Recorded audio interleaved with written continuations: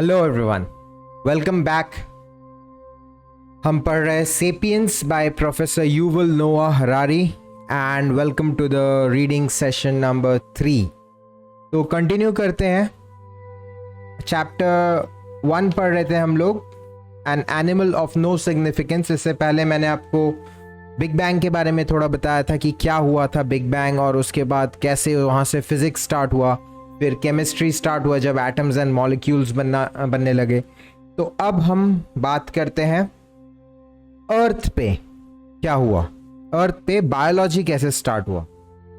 About 3.8 billion years ago on a planet called अर्थ। तो मैंने आपको जैसे बताया बिग बैंग हुआ, करोड़ों लाखों सितारे बन गए, और उन हर स्टार के आसपास, नॉट हर स्टार बट ज्यादातर स्टार्स के आसपास एक प्लैनेटरी सिस्टम होता था। उसी में से लाखों करोड़ों स्टार्स में से एक छोटा सा स्टार कहीं यूनिवर्स के किसी कोने में, एक छोटे से गैलेक्सी में, जिसका नाम था सूरज, द सन, उसके आसपास अर्थ बना।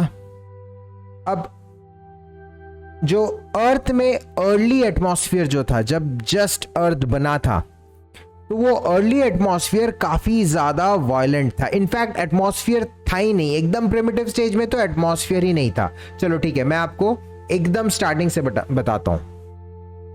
तो एकदम जब प्रिमिटिव अर्थ बना था, हमारे पास कोई एटमॉस्फेयर नहीं था। It was just a massive piece of rock floating in space, हमारा अर्थ। ठीक है, अब क्या हुआ, अर्थ का जो सरफेस था, जो अर्थ क्रस्ट जिसको बोलते हैं, वो काफी ज्यादा फ्रेजाइल सा था। बाद में छोटा सा प्रेशर बिल्डअप हुआ, नहीं कि कहीं से फट गया, कहीं क्रैक आ गया। अर्थक्वेक्स एंड वॉल्केनिक इरप्शंस बहुत ज्यादा फ्रीक्वेंट थी एज कंपेयर टू आज के डेट। तो इतना अनस्टेबल सा एक अर्थ क्रस्ट था, जो सरफेस था, तो उसमें वॉल्केनिक इरप्शंस होते ही रहते थे, आए बाए कहीं पे भी, किधर भी थोड़ा प्रेशर बिल्डअप शुरू हुआ तो वॉल्केनिक इरप्शन शुरू हो जाता था। अब ये वॉल्केनिक इरप्शन से जो गैसेस निकलती थी, वो गैसेस को अर्थ का ग्रेविटेशनल फोर्स इतना परफेक्ट था कि जो वॉल्केनिक इरप्शन से जो स्मोक, डस्ट एंड गैस निकलता है, आप कोई भी वॉल्केनिक इरप्शन देखोगे तो आपको ये दिख जाएगा। तो देखो, वॉल्केनो जब भी इरप्ट करता है तो उसमें से बहुत ज्यादा डस्ट एंड गैसेस निकलते हैं, आप इस इमेज में देख सकते हो। ठीक है, तो ये जो गैसेस निकलती थी, अर्थ का ग्रेविटी इतना परफेक्ट था कि इन गैसेस को ट्रैप कर लेता था, इन गैसेस को आउटर स्पेस में एस्केप करने नहीं देता था। थोड़ा सा भी अगर अर्थ का साइज छोटा होता, मास कम होता, तो ग्रेविटेशनल फोर्स कम होता, और फिर इन गैसेस को अगर ट्रैप नहीं कर पाता अर्थ, तो अर्थ के चारों तरफ जो ये एटमॉस्फेयर है, ये होता ही नहीं। तो ऑब्वियसली अर्थ में कभी लाइफ भी नहीं आता है। Earth would have just been like some other planet, maybe like Venus और मार्स, जैसा है ना लाइफलेस, वैसे ही अर्थ भी होता। तो अर्थ का ग्रेविटी इतना परफेक्ट था कि इन गैसेस को ट्रैप कर लिया और एक ब्लैंकेट बना लिया अपने चारों तरफ, जिसको बोलते हैं प्रिमिटिव एटमॉस्फेयर। मैं आपको दिखाता हूं। तो देखो, ये है प्रिमिटिव एटमॉस्फेयर का एक, ऑब्वियसली ये रेंडर्ड इमेज है, कोई उस वक्त कैमरा लेके खड़ा तो नहीं था, बट कुछ ऐसा सा दिखता था प्रिमिटिव एटमॉस्फेयर हमारा। पूरा ड्राई, बैरन, कोई फॉर्म ऑफ लाइफ नहीं था अर्थ पे। स्कॉर्च्ड सरफेस था, जगह जगह वॉल्केनिक इरप्शंस हो रहे थे, बहुत ज्यादा डस्ट एंड गैसेस एटमॉस्फेयर में था, एटमॉस्फेयर का टेम्परेचर ज्यादा था, तो वेरी हार्श कंडीशंस बेसिकली। ठीक है, अब ऐसे ही हार्श कंडीशन में धीरे धीरे वो जो केमिकल्स थे, थोड़ा और धीरे धीरे ठंडा होने लगा, और पानी, वाटर भी आया। अब वाटर कहाँ से आया, कई सारे थ्योरीज है साइंटिस्ट के पास। कुछ लोग कहते हैं कि शायद जो मेटियोर्स थे, मेटियोर्स के ऊपर आइस होता है, मेटियोर्स एंड कॉमेट्स के ऊपर, तो मेटियोर्स जब आके, ऑब्वियसली हमारा एटमॉस्फेयर काफ़ी कम डेंस था, तो जो मेटियोर्स होते थे वो उनको एटमॉस्फेयर जला नहीं पाता था, आपको पता होगा शूटिंग स्टार, टूटता तारा जो दिखता है वो क्या होता है, बेसिकली पत्थर होते हैं जो स्पेस में ऐसे ही रैंडम घूम रहे हैं। हमारे एटमॉस्फेयर में जैसे ही उसको हमारा ग्रेविटी खींचता है, तो वो जैसे ही हमारे एटमॉस्फेयर में घुसते हैं तो फ्रिक्शन से वो जल जाते हैं और वही हमें दिखता है फ्लैश जैसे। तो हम लोग उसको शूटिंग स्टार बोलते हैं। Actually they are not stars, they are just pieces of rocks. ठीक है, तो ये होता है शूटिंग स्टार। अब अर्ली एटमॉस्फेयर जो था वो इतना डेंस नहीं था, इतना गैसेस नहीं था, बन रहा था तब। तो उस वक्त शूटिंग स्टार्स भी जो ऐसे ही जो पत्थर वत्थर जो भी होते थे वो आके अर्थ के सरफेस में गिरते भी ज्यादा थे। तो ऐसा कुछ साइंटिस्ट थ्योरी देते हैं कि पानी जो है, वाटर, वो अर्थ में ओरिजिनली नहीं था। इस फोटो में आपको दिख रहा है पानी। तो पानी जो है, कहते हैं कि ये जो शूटिंग स्टार्स आते हैं, जो पत्थर आते हैं, इनके ऊपर आइस होता है। एस्ट्रॉइड्स वगैरह या पत्थर, मेटियोराइट्स जो भी आते हैं, इनके ऊपर आइस होता है क्योंकि स्पेस इज वेरी कोल्ड, खतरनाक लेवल का कोल्ड है स्पेस। ठीक है, तो ऑब्वियसली वहां पे पानी सॉलिड फॉर्म में ज्यादातर रहता है, आइस के फॉर्म में। तो अब जब ये मेटियोर्स आके अर्थ के सरफेस में स्ट्राइक करने लगे तो ऑब्वियसली हीट प्रोड्यूस हो रहा था और उस हीट से वो जो पानी था, जो आइस का लेयर था उस मेटियोर के ऊपर या एस्ट्रॉयड के ऊपर, वो पिघल जाता था और पिघल के वो पानी जो है कहीं जम जाता था। इस तरह से कहते हैं अर्थ में धीरे धीरे धीरे धीरे वाटर भी आने लगा। ठीक है, in the mean time volcanic eruptions हो रहे थे, तो वहां से धीरे धीरे गैसेस भी बढ़ने लगे, गैसेस का कॉन्सेंट्रेशन बढ़ने लगा, अर्थ के एटमॉस्फेयर और ज्यादा डेंस होने लगा। ठीक है, उसके बाद क्या हुआ, ऐसे ही जो केमिकल्स है वो रिएक्ट कर रहे थे, धीरे धीरे धीरे धीरे आपस में रिएक्ट कर रहे थे। केमिकल्स में रिएक्शंस तो होते ही रहता है। तो अब रिएक्ट करते करते एक पर्टिकुलर जगह में ऐसे ही कुछ केमिकल्स रिएक्ट कर रहे थे आपस में। मैंने आपको कहा एटमॉस्फेयर में क्या क्या केमिकल्स थे, methane, ammonia, carbon dioxide, sulphur dioxide, nitrogen dioxide, ऐसे कुछ कुछ गैसेस थे। तो ये गैसेस जब रिएक्ट कर रहे थे आपस में, काफी टाइम से, काफी अरसों से रिएक्शन हो रहा था, but suddenly at a point of time, at a particular place, ये रिएक्शन के ऊपर अचानक से बिजली गिरी। मैंने आपको फर्स्ट इमेज में दिखाया था कि वॉल्केनिक इरप्शंस जब होता है तब लाइटनिंग भी होता है, क्योंकि चार्ज पार्टिकल्स भी काफी निकलते हैं वॉल्केनिक इरप्शन के अंदर से। तो उनका एक बड़ा रोल रहता है। वो जो क्लाउड बनता है, डस्ट एंड गैसेस का जो क्लाउड बनता है, उसमें चार्ज पार्टिकल्स काफी सारे रहते हैं। तो ऐसे ही एक लाइटनिंग गिरा जहां पे ये गैसेस रिएक्ट कर रही थी। अब जैसे ही लाइटनिंग गिरा उस रिएक्शन के साइट पे, क्या हुआ, ये मीथेन, अमोनिया, कार्बन डाइऑक्साइड और ये सारे जो गैसेस थे वो कुछ इस तरह से कंबाइन किए कि एक नया टाइप का मॉलिक्यूल बना दिए वो। अब मैं इस मॉलिक्यूल को नया क्यों बोल रहा हूं, क्योंकि इस मॉलिक्यूल में सेल्फ रेप्लिकेशन का प्रॉपर्टी था। ये मॉलिक्यूल्स ज्यादातर अमीनो एसिड्स के होते थे। Amino acids are basically building blocks of protein. तो अमीनो एसिड्स के ये मॉलिक्यूल्स होते थे and being building blocks of protein, और प्रोटीन से हमारा पूरा बॉडी बनता है, पूरा एक एक सेल बनता है। तो मैं कह सकता हूं कि शायद ये अमीनो एसिड्स जो थे, यही लाइफ के फर्स्ट बिल्डिंग ब्लॉक्स थे। कैसे बने, बिजली गिरा रिएक्शन पे।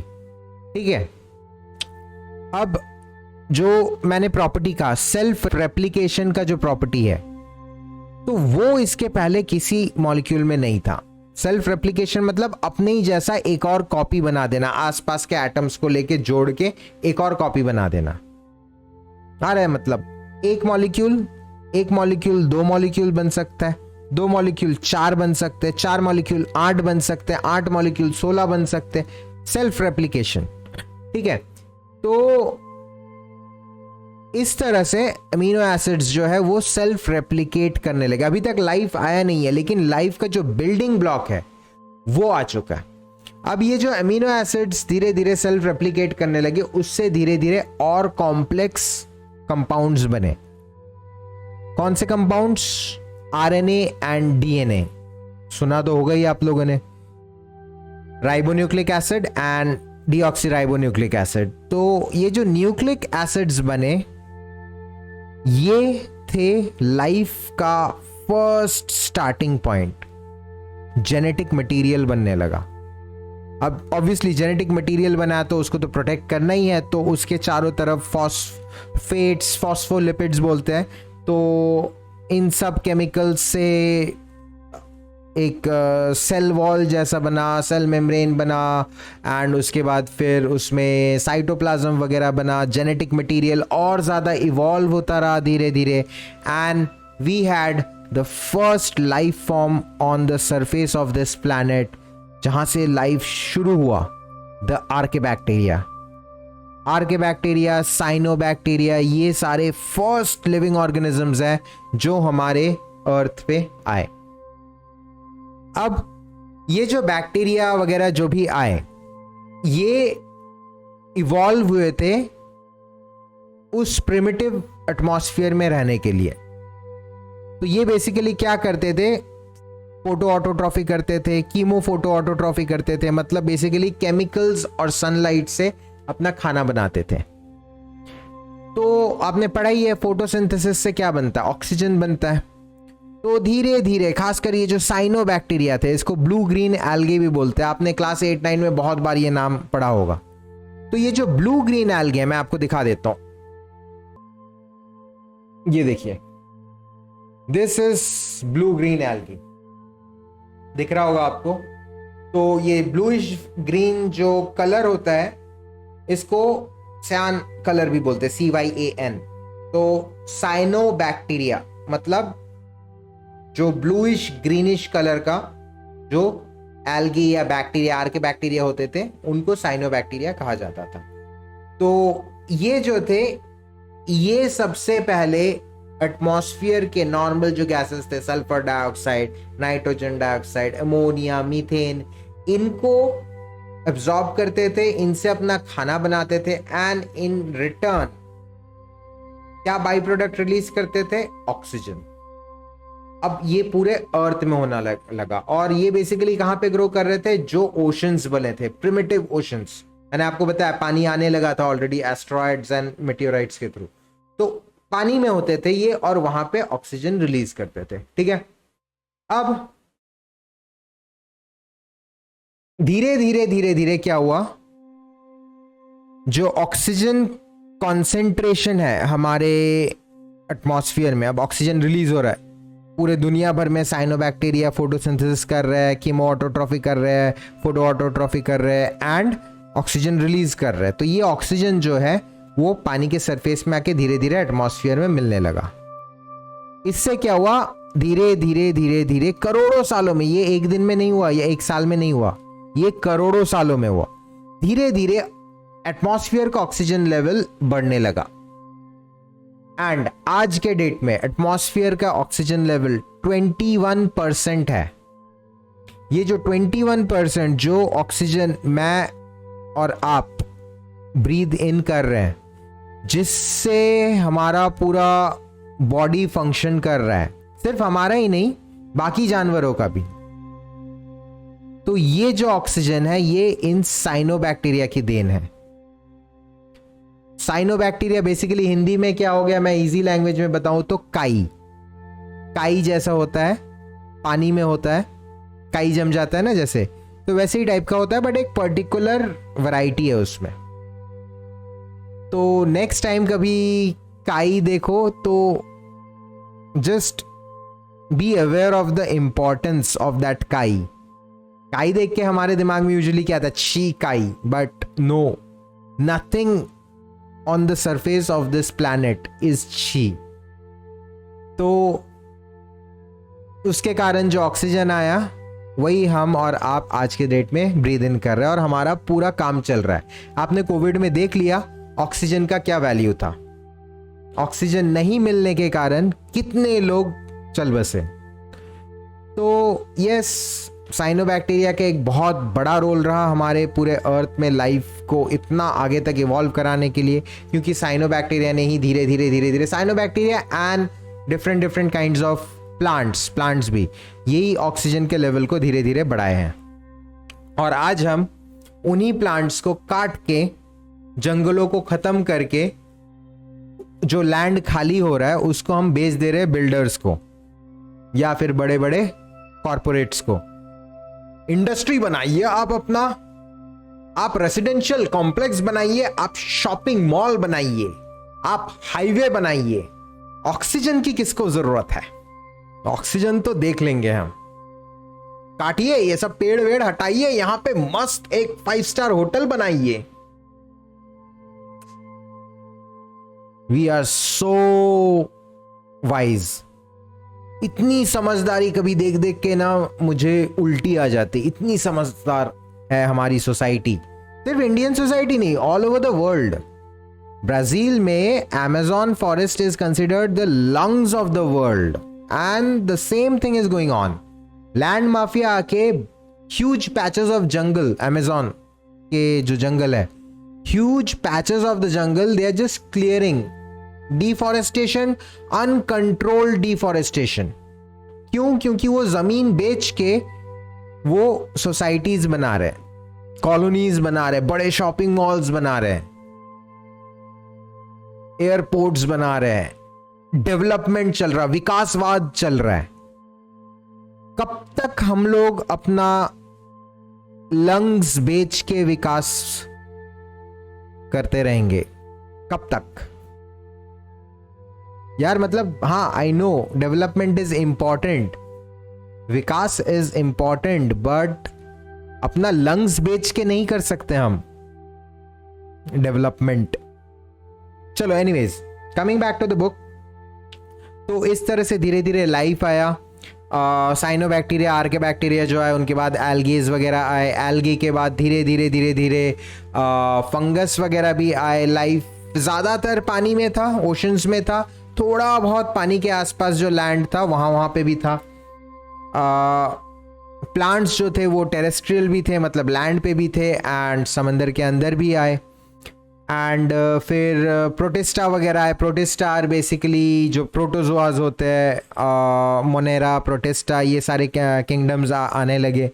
एंड उसके बाद फिर धीरे धीरे प्लांट किंगडम आया, एनिमल किंगडम आया। एनिमल किंगडम में सबसे पहले आया था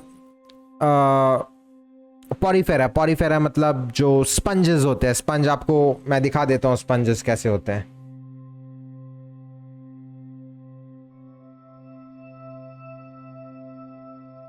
ये देखो, these are basically the Porifera.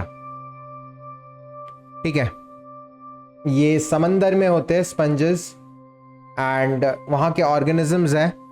And basically ये काफ़ी पहले आया एनिमल किंगडम में, मतलब काफ़ी पहले आए थे ये। ठीक है, उसके बाद ये और ज़्यादा इवॉल्व होने लगे। फिर जेलीफिशेस आए, फ्लैट वर्म्स आए। जेलीफिशेस तो आपने देखा ही होगा, जेलीफिशेस आए। ये देखो, कुछ अजीब अजीब सा डिज़ाइन। नहीं मतलब नेचर जो आर्ट वर्क बना रहा था दुनिया पे, ये लाइफ को इवॉल्व करते हुए, क्या ही चल रहा था। मतलब अगर वो कोई इंसान है, कोई फोर्स है, कोई एनर्जी है, मैं तो नेचर को ही भगवान मानता हूं। खैर, तो कुदरत के दिमाग में अगर उसके पास एक दिमाग जैसा कुछ है, I don't know what it is, right, but just उसको इंसान के फॉर्म में इमेजिन करना हमारे लिए इजी पड़ता है। तो if I imagine nature like a person, a very creative, very intelligent person, तो मैं बस सोचता हूँ उसके दिमाग में क्या चल रहा होगा जब वो ऐसे ऐसे ऑर्गेनिजम्स बना रहा है। जस्ट लुक एट इट, क्या है ये? मतलब एलियन वर्ल्ड से आया है कुछ, या फिर हमारे दुनिया का ही कुछ है? इसके अंदर भी प्रोटीन्स है, डीएनए है, आरएनए है, जो आपके और हमारे अंदर है। उसके बाद फिर ठीक है, जेलीफिशेस के बाद फिर फ्लैट वर्म्स आने लगे। फ्लैट वर्म्स कुछ थोड़े अलग टाइप के थे, मैं आपको दिखाता जाता हूँ। फ्लैट वर्म्स, ये देखो, तो फ्लैट वर्म्स ये अलग आर्ट।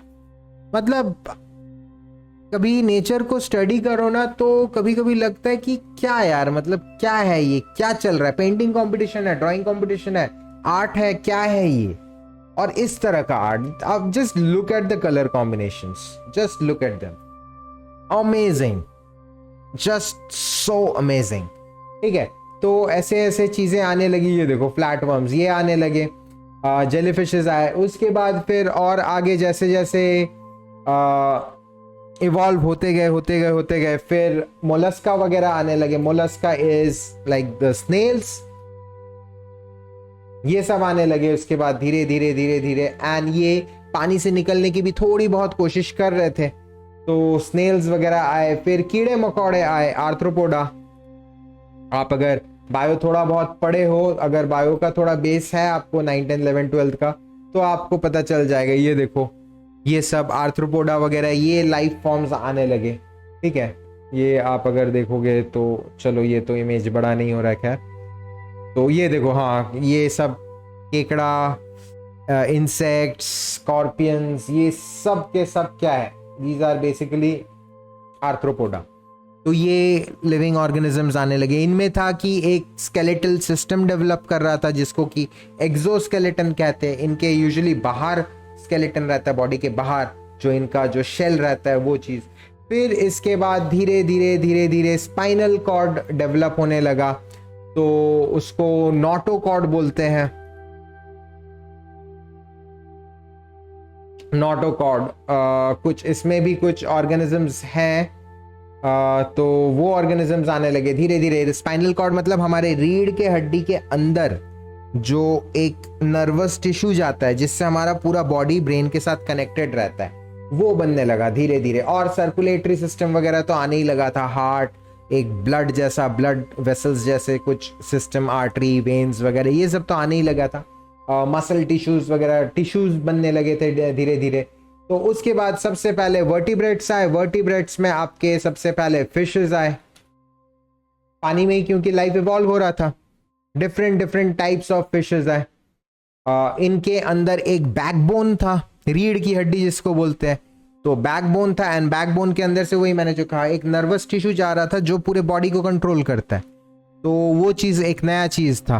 फिर फिशेस के बाद एम्फीबियंस आए। एम्फीबियंस में आपके बहुत कुछ आ जाते हैं, जैसे कि फ्रॉग्स, सैलमेंडर्स एंड ये सब। तो ये बेसिकली क्या करते थे, ये पानी में भी रहते थे, लैंड में भी रहते थे, और यूजुअली अंडे देने के लिए ये पानी में जाते थे, तो बट बाकी टाइम ऐसे थोड़ा बहुत धूप वूप सेकने के लिए लैंड पे आके बैठते थे। एम्फीबियंस हो गए, ये दोनों जगह रहते थे। ये देखो ये भी एम्फीबियन है भाई साहब, क्या दिख रहा है, ब्यूटीफुल। चलो, तो ये कुछ एम्फीबियंस आने लगे। उसके बाद फिर धीरे धीरे एम्फीबियंस से रेप्टाइल्स आए। रेप्टाइल्स मतलब सांप, गिरगिट, ये सारे आने लगे। ये देखो all reptiles, what colour combination, just look at it, what beautiful amazing colour combinations. मतलब नेचर ने कितना टाइम लेके डेलिकेसी के साथ बनाया है ऑर्गेनिज्म को, and they can change their colours also, आपको पता ही है। एंड अगेन, तो different types of reptiles, just look at the nails, look at the tongue, like made for being a predator. तो कोमोडो ड्रैगन्स है ये, ठीक है। और सांप, गिरगिट, कछुए आर ऑल्सो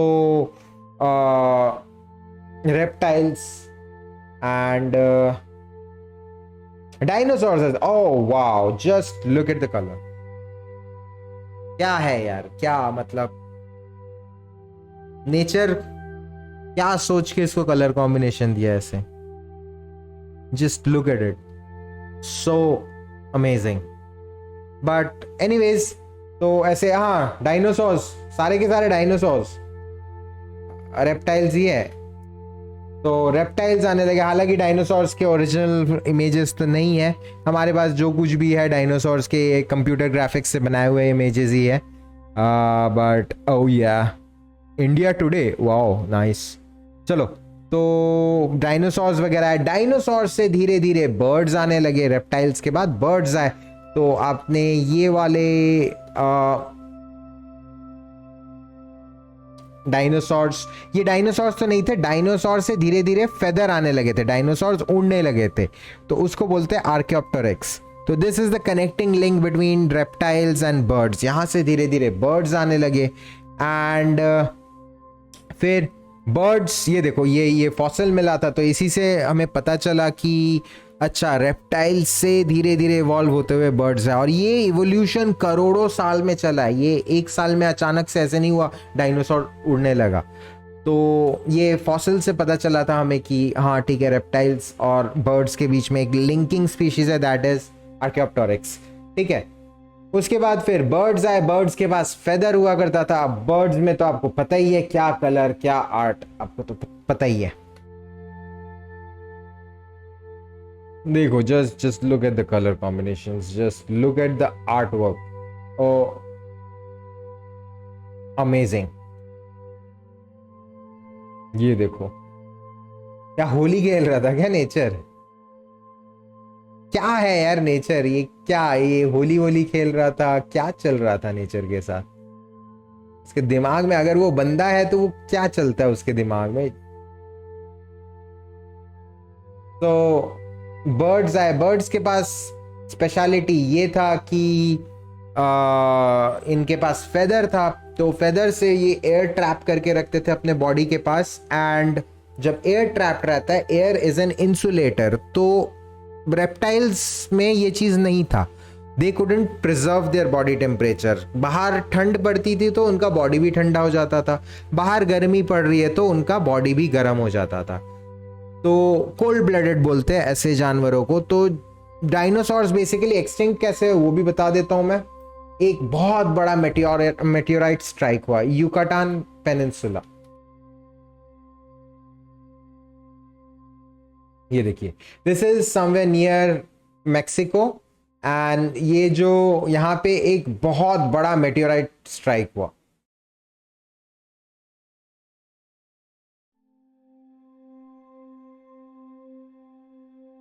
आपको क्रेटर दिखाता हूं, कितना मैसिव है, ये देखिए ये वाला crater, it's just so massive. ये तो प्लेन से देख रहे हो आप करके शायद, या ड्रोन से, जहां से भी है फोटोग्राफ, तो आपको शायद समझ में नहीं आ रहा होगा कि ये कितना मैसिव है, but let me show you कुछ अच्छे से पिक्स।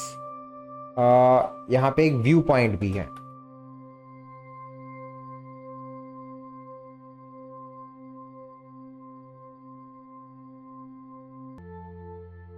थोड़ा बहुत आपको समझ में आ ही रहा होगा कितना मैसिव क्रेटर है। तो यहीं पे मेटेओराइट स्ट्राइक हुआ था, और उस मेटेओराइट के कारण जो डस्ट नहीं, आप अगर धूल में पत्थर फेंकोगे तो धूल उड़ता है, ठीक है, वैसे ही अगर मेटेओराइट जब हमारे अर्थ के सरफेस पे आके लगा तो बहुत ज़्यादा धूल जो है वो एटमॉस्फेयर में ऐसे उड़ गया। एंड ये धूल पूरे अर्थ को करीब करीब कई सालों के लिए, मतलब डेकेड्स के लिए कवर करके रख दिया। तो उससे क्या हुआ, एक आइस एज हो गया, क्योंकि ऑब्वियसली सनलाइट नहीं आ पा रहा था धूल के कारण अर्थ के सरफेस तक। तो उस वक्त जब सनलाइट नहीं आ रहा था तो अर्थ में एक मैसिव एक्सटिंक्शन हुआ, क्योंकि पहला रीजन था सनलाइट नहीं आ रहा, तो अर्थ अचानक से बहुत ज्यादा ठंडा हो गया, ठीक है। दूसरा जो रीजन था कि ऑब्वियसली अगर सनलाइट नहीं आ रहा है तो प्लांट्स फोटोसिंथेसिस नहीं कर पा रहे, एंड उसके कारण प्लांट्स मरने लगे तो हर्बीवोरस जो डायनासोर्स थे वो मरने लगे, एंड हर्बीवोरस डायनासोर्स मरने लगे तो कार्निवोरस डायनासोर्स भी मरने लगे। तो ऐसे मल्टीपल रीजंस थे because of that meteorite strike. हालांकि ये भी एक थ्योरी है साइंस में, आई एम नॉट श्योर कि ऐसा ही हुआ था, मैंने जो पढ़ा है मैं वो बता रहा हूं। तो बेसिकली डायनासोर्स ठंड, भूख, इन सब रीजंस के कारण धीरे धीरे एक्सटिंक्ट हो गए। बट जो बर्ड्स हैं, बर्ड्स के पास था फेदर से वो एयर ट्रैप कर लेते अपने बॉडी के पास, अपने स्किन के पास, और air is an insulator. Air के कारण, एयर ट्रैप होने के कारण उनका बॉडी का हीट बाहर एटमॉस्फेयर में निकलता नहीं है, तो इस कारण से birds could survive the ice age. Similarly उस वक्त एक और स्पीशीज तो नहीं, एक और क्लास इवॉल्व कर रहा था, मैमल्स में था। मैमल्स में भी वैसे फेदर्स तो नहीं थे बट हेयर थे, हमारे जैसे स्किन पे हेयर होता है ना, तो हेयर का क्या काम होता है बेसिकली, पोलर बियर्स वगैरह में क्या काम होता है, जो फर रहता है, जो फर रहता है वो एयर को ट्रैप करता है स्किन के पास, और एयर बीइंग एन इंसुलेटर, तो बॉडी वाला हीट जो है वो बाहर एटमॉस्फेयर में निकल नहीं पाता है। तो हम ठंड में भी अपने बॉडी टेम्परेचर को 37 डिग्री सेल्सियस मेंटेन करके रख सकते हैं। ठीक है, बस यही था। मैमल्स और बर्ड्स सरवाइव कर गए, डायनासोर्स सरवाइव नहीं कर पाए, क्योंकि नेचर भी, चाहे जितना भी हम बोले, नेचर भी धीरे धीरे एक्सपेरिमेंट कर करके ही वो परफेक्शन की तरफ जा रहा है। ठीक है, तो धीरे धीरे मैमल्स बने, बर्ड्स बने, और मैमल्स में भी लास्ट में, मैमल्स में बहुत कुछ बने, tigers, cats, dogs, cows, elephants, बहुत कुछ बने। लास्ट में बंदर बने। बंदर में भी लास्ट में ग्रेट एप्स बने। ग्रेट एप्स क्या हो गए? ग्रेट एप्स हो गए जो बड़े बंदर थे, इनका इंटेलिजेंस थोड़ा अलग टाइप का था। These are all great apes basically। ओरंगुटान्स होते हैं इसमें, चिंपैंजीज होते हैं इसमें,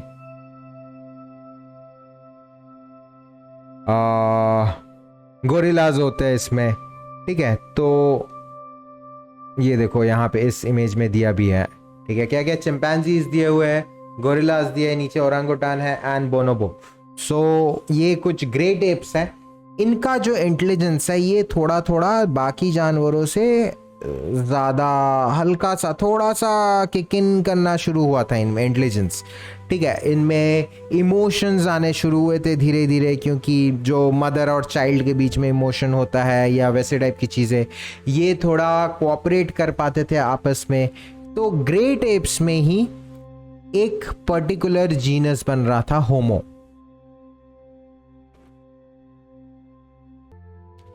ये जो होमिनिड्स थे, इनका दिमाग का धीरे धीरे धीरे धीरे एवोल्यूशन जो हो रहा था, वो हाथ पैर से थोड़ा फोकस हट के ब्रेन की तरफ हो रहा था इनका एवोल्यूशन। तो उसी के बारे में हम इस बुक में पढ़ेंगे कि हम बंदर से इंसान कैसे बने, धीरे धीरे हमारा सोसाइटी किस तरह से चेंज हुआ। पहले केवमैन आया, उसके बारे में पढ़ेंगे हम लोग, जो जीनस होमो के डिफरेंट डिफरेंट स्पीशीज़ थे, उनमें आपस में लड़ाई हुई, अफ्रीका में हम सब इवॉल्व किए थे, और वहाँ से धीरे धीरे हम पूरे दुनिया में फैल गए, बाकी जानवरों को मार दिया। तो आप अगर इस पूरे टाइम को, जहाँ से मैंने शुरू किया था ये वीडियो, साइनोबैक्टीरिया या आर्केबैक्टीरिया, वहाँ से लेके प्रेजेंट डे तक अगर एक दिन मानते हो, 24 घंटा मानते हो, आर्केबैक्टीरिया जहां से ऑक्सीजन बनना शुरू हुआ, वहां से लेके जो पूरा कहानी बताया मैंने आज के इंसान तक, ये अगर 24 घंटे है, तो इंसानों को आके, इंसान बस आखिरी के 4 सेकंड में आए हैं। बाकी पूरा दिन नेचर ने बाकी जानवरों को, बाकी प्लांट्स वगैरह को बनाने में निकाला है। इंसान पार्टी में जस्ट लास्ट के 4 सेकंड में आए हैं। पूरा दिन पार्टी चला है और लास्ट के 4 सेकंड में आके हमने जो गंद मचाया है, जो गंद मचाया है, शायद नेचर भी सोच रहा होगा ये क्या बना दिया यार मैंने, ये तो कुछ और ही बन गया ये। बट खैर, नेचर भी अभी मजे ही ले रहा है हमारे। तो बेसिकली मैं जिस तरह से इस चीज को देखता हूं कि ट्री ऑफ लाइफ बोलते हैं, कि जो भी लिविंग ऑर्गेनिजम्स है अर्थ के सरफेस में, वो एक ट्री में बिलोंग करते हैं। And we human beings are the fruits of that tree.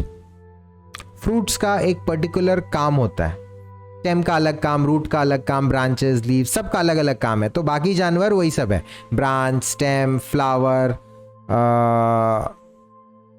वगैरह वगैरह। हाँ, फ्लावर आप चाहो तो बंदर को मान लो फ्लावर, ठीक है। स्टेम, ब्रांचेस वगैरह, रूट्स, लीव्स कुछ किसी और जानवर को मान लो।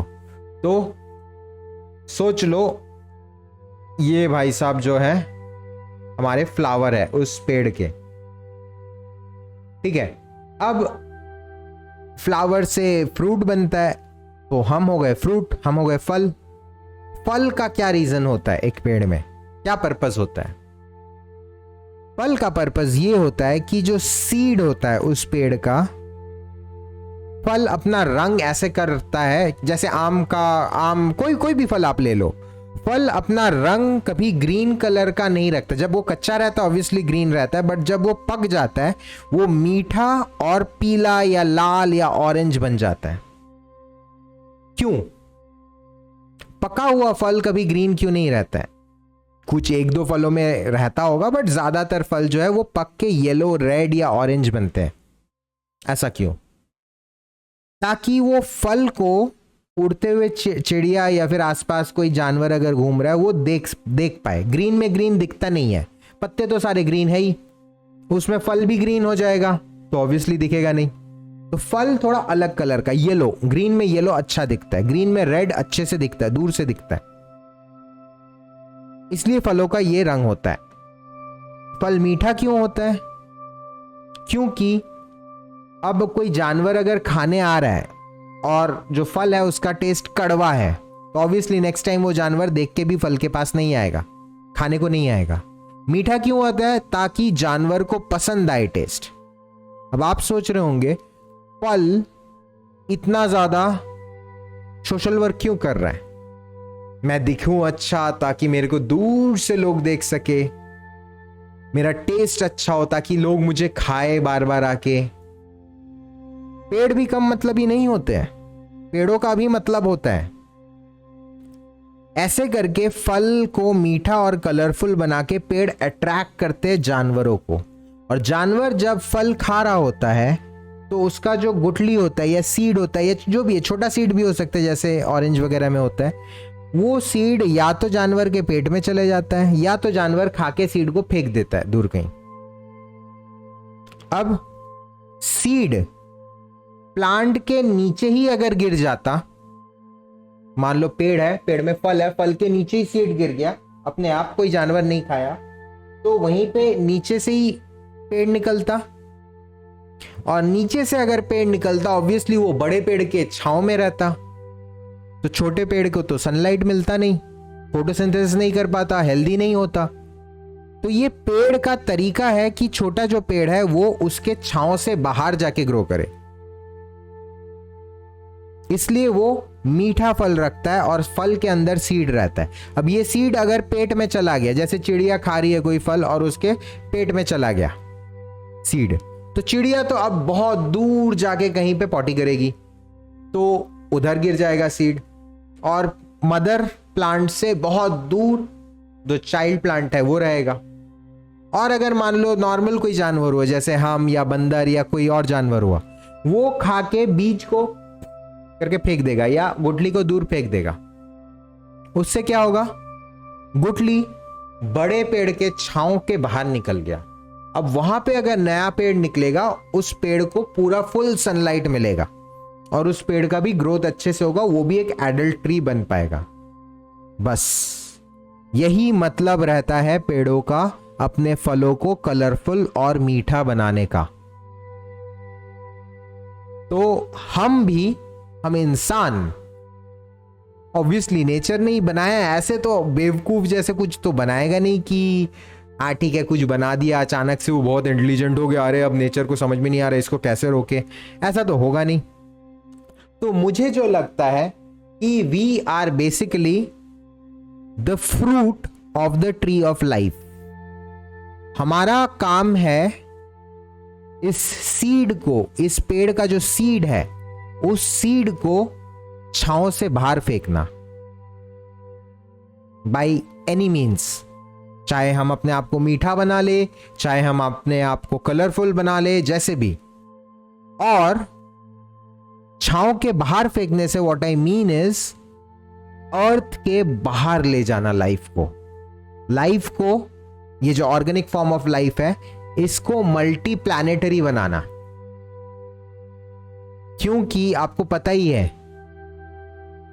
एक कहावत है, अपने सारे जो आप मान लो 1 दर्जन अंडा लिए तो पूरे अंडों को एक ही बास्केट में मत रखो, अंडों को डिस्ट्रीब्यूट करके रखो। 4 अंडे बास्केट ए में, 4 अंडे बास्केट बी में, 4 अंडे बास्केट सी में। तो अगर एक बास्केट गिर भी गया आपके हाथ से, 2 बास्केट तो बचे। अभी जो अंडे हैं वो सारे एक ही बास्केट में रखे हैं, मतलब अर्थ पे। अगर कभी कोई एस्ट्रॉयड या मेटियोर स्ट्राइक से या न्यूक्लियर वॉर से, जो भी रीजन हो, अर्थ को डैमेज हुआ, मास एक्सटिंक्शन हुआ, तो ना ही हम बचेंगे, ना ही कोई और जानवर बचेगा, ना ही कोई पेड़ बचेगा।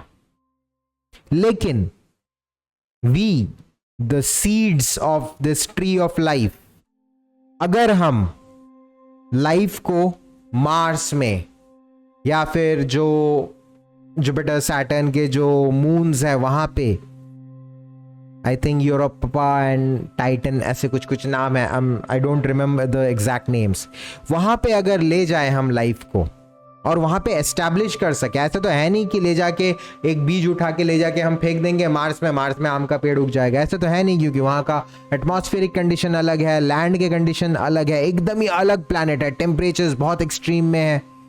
तो हमें पहले उन प्लैनेट को प्रिपेयर करना पड़ेगा so that they can support life. और हमारा पर्पस यही है, नेचर ने हमें यही पर्पस दिया है कि तुम चाहे अपने प्लैनेट में कितना गंद मचाओ, मैं तुमको जिंदा रखूंगी। चाहेगी तो नेचर हमें एक चुटकी में खत्म कर सकती है। Nothing as such, nature is very powerful, very very powerful. हमें ये अकड़ नहीं होना चाहिए नेचर हमारा क्या उखाड़ लेगी। कुदरत हमें एक सेकंड में खत्म कर सकती है, पूरे अर्थ को। लेकिन नेचर का प्लान है कि सोलर सिस्टम में अगर लाइफ को फैलाना है तो एक ही स्पीशीज है, एक एडवांस्ड फॉर्म ऑफ बंदर है जो होमोसेपियन कहता है अपने आप को, और शायद वही लाइफ को अर्थ से बाकी प्लैनेट्स में फैला सके। बस शायद यही हमारा पर्पस है। इसी के साथ ये वीडियो तो खत्म करते हैं एंड हम शुरू करते हैं हमारी कहानी कहां से, 70,000 साल पहले से कैसे शुरू हुई। I'll see you in the next video. जय हिंद।